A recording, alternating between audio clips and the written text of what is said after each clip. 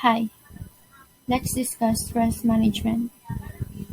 First, what is stress? Effects of stress and managing stress.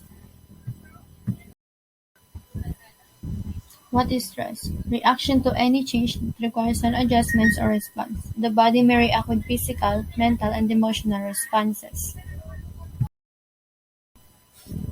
Effects of stress: low energy, loss of sexual desire, headaches, insomnia, and emotional problems. How to manage stress: take a break from these stressors. Get social support from others. Just smile and laugh. Exercise regularly. And meditate. Again, I am Siti Aina M. Dangkal from STEM 11C, and I believe in the quotation,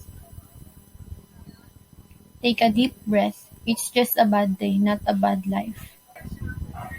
Thank you guys for watching. Bye!